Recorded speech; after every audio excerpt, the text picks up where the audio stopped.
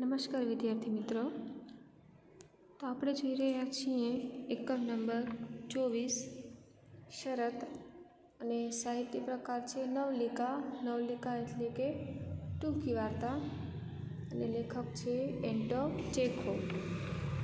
અત્યાર સુધી આપણે આ પાઠના 3 ભાગ જોઈ ચૂક્યા છીએ. આજે આપણે જોઈશું ભાગ નંબર 4. અત્યાર સુધી આપણે જોયું કે જે વકીલ અને જે બેન્કર છે એના વચ્ચે એક શરત લાગેલી હતી, અને શરત હતી કે જો યુવાન વકીલ 15 વર્ષ સુધી જેલવાસ ભોગવી શકે, એકાંતવાસ ભોગવી શકે, તો બેન્કરે તેને 20 લાખ એટલે કે 2 મિલિયન રૂપિયા આપવા પડશે. તો હવે 15 વર્ષ વીતી ચૂક્યા છે અને આવતીકાલે જે યુવાન વકીલ છે એ જેલમાંથી છૂટો થવાનો છે. તો એની આગલી રાતે જે બેન્કર છે એને વિચાર આવે છે કે વકીલ હજી મર્યો નહીં, અને હવે આવતીકાલે શરત પ્રમાણે મારે તેને 20 લાખ રૂપિયા આપવા પડશે, પણ 15 વર્ષ પહેલાં જેટલો હું આર્થિક રીતે સદ્ધર હતો, મારી પાસે પૈસો હતો, એટલો બધો પૈસો હવે મારી પાસે રહ્યો નથી. મારી સમૃદ્ધિમાં શું થઈ ગયો છે? ઘટાડો થઈ ગયો છે. મારી પાસે થોડોક જ પૈસો છે, અને જો આ પૈસો હું શરત પ્રમાણે તે જીતી જશે અને તેને આપી દઈશ તો પોતે કેવો થઈ જશે? એકદમ કંગાલ થઈ જશે, એકદમ ભિખારી થઈ જશે, અને જે વકીલ છે તે મારા પૈસાથી જલસા કરશે. એવું હું ક્યારે થવા દઈશ નહીં. એટલે શું કરે છે? તેને મારવાનો પ્રયત્ન કરવા જઈ રહ્યો છે. હવે આપણે આગળ જોઈએ. રાત્રિના 3 વાગ્યા હતા, બરાબર. હવે રાત્રિના કેટલા વાગી ગયા છે? 3 વાગી ગયા છે. એ અતિશય ઠંડી રાત હતી. રાત્રિ કેવી હતી? એકદમ ઠંડી હતી. બેંક માલિકે જેલ આવાસની ચાવી લીધી. હવે જે બેંક માલિક જે હતો ને, જેણે શરત મૂકી હતી, શું કરે છે? આવાસ જે ઘરમાં વકીલ રહેતો હતો ને એની ચાવી લીધી. લાંબો કોટ પહેર્યો અને ઘરની બહાર નીકળ્યો. જેલ પાસે જઈને એણે 2 વાર ચોકીદારને બૂમ પણ પાડી. શું કરે છે? પહેલાં તો ચાવી લે છે ઘરની, લાંબો કોટ પહેરે. શું કામ? કારણ કે ઠંડીનું પ્રમાણ વધારે હતું. અને જેલ પાસે જઈ અને ચોકીદારને 2-3 બૂમો પણ પાડે છે, જોરથી એને બોલાવે છે, પરંતુ કંઈ ન જવાબ મળે. પરંતુ જે ચોકીદાર છે એ કોઈ જવાબ આપતો નથી. હવામાનથી બચવા ચોકીદારે આશ્રય સ્થાન શોધી લીધું હતું અને હવે ક્યાંય જઈને ઊંઘી ગયો હતો. હવે હવામાન એટલે કે વાતાવરણ કેવું હતું? એકદમ ઠંડી હતી. તો જે ચોકીદાર છે એને પણ કોઈક હૂંફાળી જગ્યા જોઈએ અને ત્યાં પોતાનું આવાસ બનાવી લીધું હતું, એટલે કે આશરો લઈ અને ત્યાં ઊંઘી ગયો હતો ઠંડીના કારણે. વૃદ્ધ બેંક માલિક વિચારવા લાગ્યો, હું જો મારા ધારે પ્રમાણે કરું તો લોકોને સૌપ્રથમ શંકા ચોકીદાર પર પડશે. વૃદ્ધ જે બેંક માલિક હતો વિચારે છે, જો હું મારા ધારે પ્રમાણે કરું અને યુવક જે વકીલ છે એને જો હું મારી નાખું તો સૌપ્રથમ લોકોની શક જે છે કોના પર જશે? તો ચોકીદાર પર જશે. તે જેલના બારણા પાસે ગયું. એણે નાનકડી બારીની અંદર ડોકિયું કર્યું. તે જેલ પાસે જાય છે, એટલે કે એનો જે રૂમ હતો ને જ્યાં યુવક વકીલ રહેતો હતો તેના બારણા પાસે જાય છે, અને એક નાનકડી બારી હતી એની અંદર ડોકિયું કરે છે, જુએ છે. કેદીના ઓરડામાં મીણબત્તી સળગતી હતી. જે કેદી જે હતો યુવક, એના ઓરડામાં, એના રૂમમાં એક નાનકડી મીણબત્તી સળગતી હતી. કેદી ટેબલ પર બેઠો હતો. હવે કેદી જે છે ટેબલ પર બેઠો હતો. કેદીની પીઠ સિવાય કશું કાંઈ દેખાતું નહોતું. ટેબલ પર અને ટેબલની બાજુમાં પાથરેલી શેતરંજી પર ખુલ્લા પુસ્તકો દેખાતા હતા. હવે આપણે આગળ વાત કરીએ ને કે 15 વર્ષો દરમિયાન તેણે કેટલાય બધા પુસ્તકોનું વાંચન કરેલું છે. એટલે ટેબલ ઉપર અને નીચે જે પાથરણું હતું, શેતરંજી હતી, ત્યાં ચારે બાજુ શું વિખરાયેલા હતા? પુસ્તકો જ પુસ્તકો હતા, અને એક નાનકડી મીણબત્તી ચાલુ હતી, એટલે કે થોડો પ્રકાશ જે છે એ હતો. 5 મિનિટ પસાર થઈ ગઈ. કેદી હજી હાલતો ચાલતો ન હતો. બેંક માલિકે બારણા પણ ટકોરા કર્યા, તેમ છતાં કેદી ચાલ્યો નહીં. હવે કેદી જે છે ઘસઘસાટ ઊંઘી ગયો છે. એણે દરવાજા પર ટકોરા પણ કર્યા, એને દરવાજો પણ ખખડાયું, તેમ છતાંય કેદી ચાલ્યો નહીં. ત્યારબાદ બેંક માલિકે બારણાનું તાળું તોડ્યું. હવે ઓલો જે યુવક વકીલ છે એ ઉઠતો નથી, એને બોલાવ્યો પણ ખર્યો. હવે ત્યાં આજુબાજુમાં જે એનો સિક્યોરિટી ગાર્ડ હતો, બરાબર, ચોકીદાર જે હતો તે પણ ત્યાં છે નહીં. એટલે શું કરે છે? તે ત્યાંનું જે તાળું જે હતું એને તોડી નાખે છે. તે ઓરડામાં દાખલ થયો અને એણે પાતળા અને દુબળા થઈ ગયેલા માણસ વકીલને જોયો. એ તાળું તોડી અને રૂમની અંદર ઓરડાની અંદર પ્રવેશ કરે છે અને જે દુબળો પાતળો થઈ ગયેલો જે વકીલ હતો ને તેની સામે જોવે છે. એ નિંદ્રામાં ડૂબેલો હતો. નિંદ્રા એટલે કે ઘસઘસાટ ઊંઘી ગયો હતો. નીચેની બાજુએ વળેલા એના મસ્તકની સામે એક કાગળનો ટુકડો પડ્યો હતો, જેમાં સુંદર હસ્તાક્ષરમાં કંઈક લખેલું હતું. હવે જે વકીલ છે એકદમ ઘસઘસાટ સૂંઘી ગયો હતો, ઊંઘતો હતો. જ્યારે તે વૃદ્ધ બેન્કર ત્યાં દાખલ થયો ને ત્યારે વકીલ ઊંઘતો હતો. એનું મસ્તક જે છે, માથું ક્યાં હતું, જે ટેબલ હતી તેના પર પડેલું હતું અને બાજુમાં સરસ હસ્તાક્ષર એટલે કે સરસ અક્ષરથી એક લખેલું કાગળ પડેલું હતું. બેંક માલિકને વિચાર આવ્યો, અરે બિચારો એ ઊંઘે છે અને કદાચ 20 લાખના સપનો માણતો હશે, પણ એના માથે ભમતા મોત વિશે એને કશી ખબર નથી. લાવો જોઉં તો ખરો કે એણે કાગળના ટુકડામાં શું લખ્યું છે. હવે જે બેંક માલિક છે ને વિચાર કરે છે કે આ તો જો બિચારો કેવો ઘસઘસાટ સરસ મજાની ઊંઘમાં ઊંઘ્યો છે, કે અત્યારે કદાચ 20 લાખના સપના જોતો હશે કે આવતીકાલે શરત પૂરી થશે અને હું 20 લાખનો એટલે કે 2 મિલિયનનો માણસ બની જઈશ, બરાબર, એટલે તે 20 લાખનો માલિક બની જઈશ. પણ એ બિચારાને ખબર નથી કે એના માથે તો હમણાં શું રમી રહ્યું છે, મોત જે છે એ ભમી રહ્યું છે. લાવી કે જોવું તો ખરું એણે કાગળમાં સારા અક્ષરથી એટલું લખ્યું છે શું. એણે કાગળનો ટુકડો હાથમાં લીધો અને નીચે મુજબનું વાંચવા માંડ્યું. હવે શું કરે છે બેન્કર, કાગળનો જે ટુકડો હતો એને હાથમાં લે છે અને વાંચે છે. હવે કાગળની અંદર શું લખેલું હતું, આવતીકાલે 12 વાગે મને મારી સ્વતંત્રતા પાછી મળશે અને અન્ય લોકો સાથે હળવા અને મળવાનો અધિકાર મળશે, પરંતુ આ ઓરડો છોડીને બહાર હું સૂર્યપ્રકાશ જોઉં તે પહેલાં મારે તમને કંઈક કહેવું છે.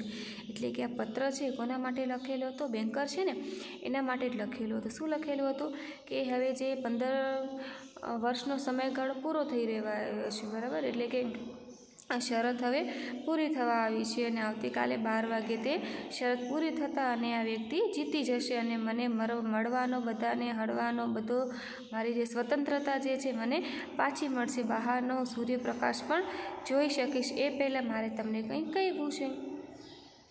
પૂરેપૂરી સમજદારીપૂર્વક હું તમને જણાવવા માગું છું કે તમે લોકો જેને જગતની સારી ચીજો ગણો છો એમાંથી એક પણ ચીજ મારે જોઈતી નથી, અર્થાત હું આ બધું ત્યજું છું, બરાબર. કે આજના જે યુગનો માનવી છે ધન સંપત્તિ લાલસા આ બધી વસ્તુઓને શું ગણે, ભૌતિક ચીજો આ બધીને સારી ગણે છે. તો શું કહે છે કે તમે જે વસ્તુઓને સારી ગણો છો ને, પૈસો છે ને એ બધી વસ્તુ મારે તમારી જોઈતી નથી, અર્થાત તો હું આ બધી જ વસ્તુઓનું શું કરું છું, ત્યજું છું, એટલે કે ત્યાગ કરું છું. કારણ કે મૃત્યુ એ બધાનો નાશ કરશે એ વાતની મને બરાબર ખબર છે. કારણ કે જ્યારે પણ મૃત્યુ આવશે ને ત્યારે આ બધી વસ્તુ જે છે મૃત્યુ સાથે આપણી સાથે જવાની નથી અને અહીં ને અહીં રહેવાની છે. એટલે હું શું કરું છું, તેને ત્યજું છું, તેને હું છોડી દઉં છું. મારે તમારું શરત મુજબનું કાંઈ જોઈતું નથી. 15 વર્ષ સુધી મેં પાર્થિવ જીવનનો અભ્યાસ કર્યો છે, બરાબર. 15 વર્ષ સુધી મેં આ પાર્થિવ જીવન છે એનો અભ્યાસ કર્યો છે, અધ્યયન કર્યું છે. એ ખરું કે એ દરમિયાન મેં નથી માણસોને જોયા કે નથી ભૂમિને જોઈ, પણ પુસ્તકો દ્વારા મેં ગીતો ગાયા છે. કે 15 વર્ષ સુધી મેં આ જીવનનો અભ્યાસ કર્યો છે. આ દરમિયાન મેં નથી માણસોને જોયા કે નથી ભૂમિને જોઈ, મેં માત્ર પુસ્તકો જોયા છે અને ગીતો ગાયા છે. હરિયાળા જંગલો, ખેતરો, નદીઓ, સરોવરો અને નગરોને પણ મેં 15 વર્ષ સુધી કાંઈ જોયા નથી.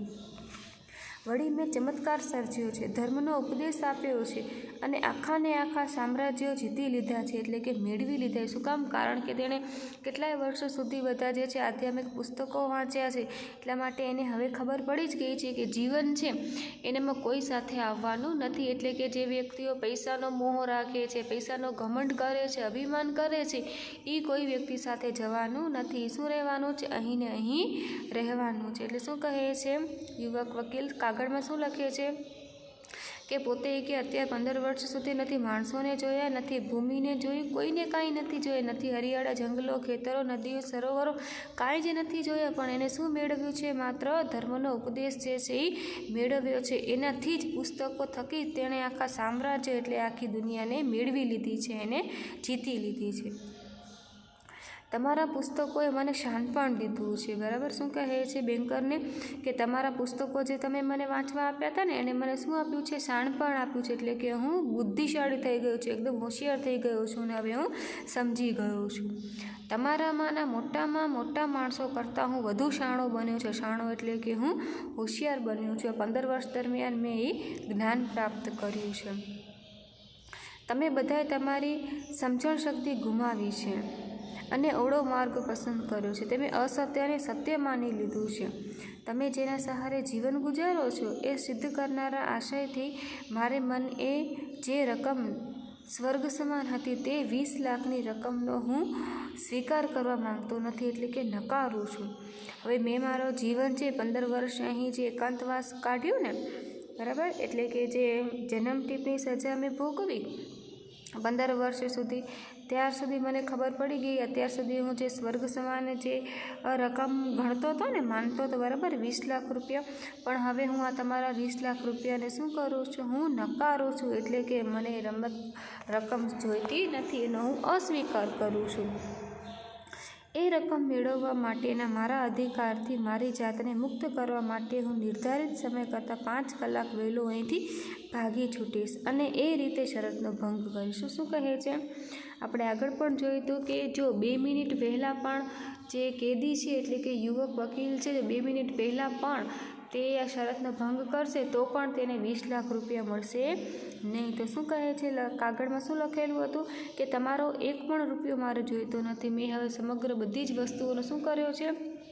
ત્યાગ કરો છે. તમે જે વસ્તુઓને સત્ય માનો છો હકીકત એ સત્ય છે નહીં. અહીંયા તો શું છે, જે પૈસો છે, ધન દોલત, આ બધું શું છે, અહીં જ રહી જવાનું છે, આપણી સાથે કંઈ ચાલવાનું નથી. એટલે હું બધાનો શું કરું છું? ત્યાગ કરું છું અને મારે તમારા 20 લાખ રૂપિયા જોઈતા નથી. એટલા માટે હું શરત હારવા માટે પણ તૈયાર છું અને નિર્ધારિત સમય એટલે કે રાતના 12 વાગે છે આપણી શરત પૂરી થવાની હતી, એનાથી ઠીક 5 કલાક પહેલાં હું અહીંથી ભાગી છૂટીશ અને એ રીતે હું શરતનો ભંગ કરીશ અને તમને હવે મારે 20 લાખ રૂપિયા આપવા પડશે નહીં. શું કામ? કારણ કે મેં શરતનો શું કર્યો કહેવાશે? ભંગ કર્યો કહેવાશે. બેંક માલિકે પત્ર વાંચવાનું પૂરું કર્યું ત્યારે તે દિગ્મૂઢ થઈ ગયો. દિગ્મૂઢ એટલે આશ્ચર્યચકિત થઈ ગયો. બેંક માલિકે આખો પત્ર વાંચ્યો ને ત્યારે કેવા થઈ ગયો? તે આશ્ચર્ય. દિગ્મૂઢ એટલે શું થશે કે તે આશ્ચર્યચકિત થઈ ગયો.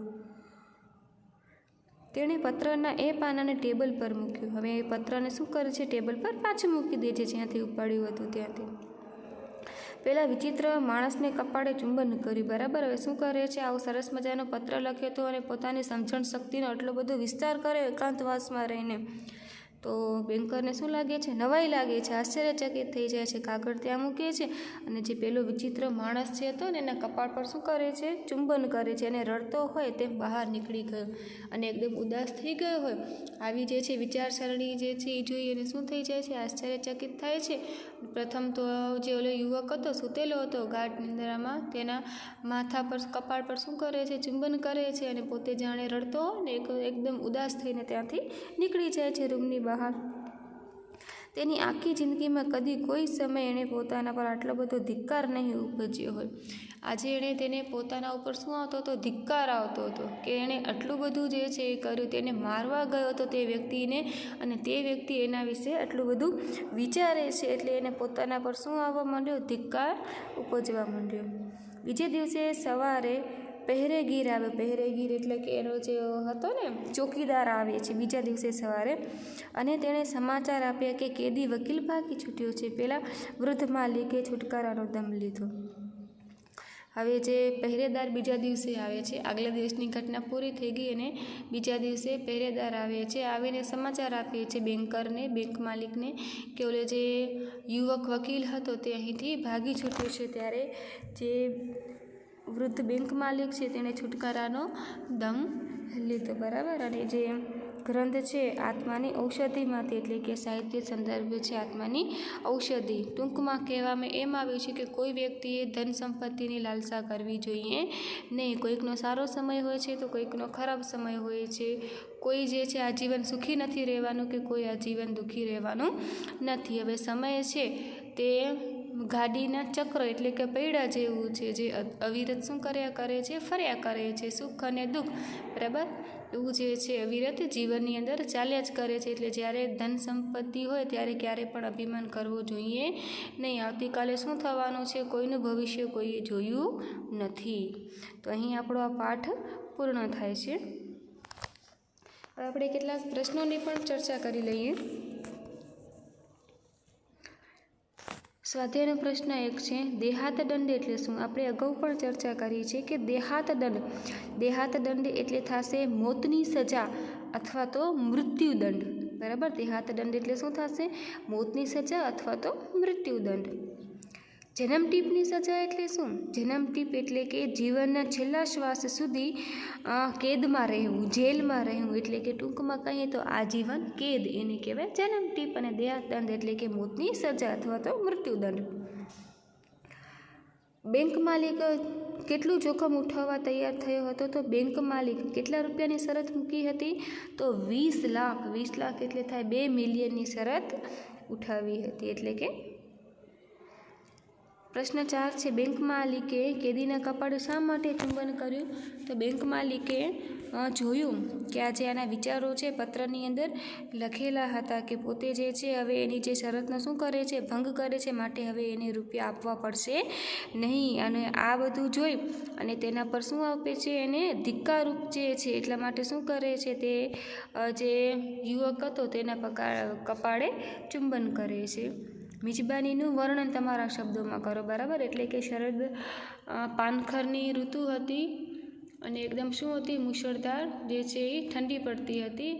અને જે બેન્કર છે એટલે કે બેંક માલિક છે તેને ત્યાં કેટલા બધા જે બુદ્ધિજીવી લોકો છે એટલે કે મહેમાનો બધા આવેલા હતા અને શું કરી રહ્યા હતા, પોતે બધા વાતો કરી રહ્યા હતા. અને મુખ્ય જે છે ધીમે ધીમે હવે ચર્ચા ઉગ્ર બની રહી હતી. અને જે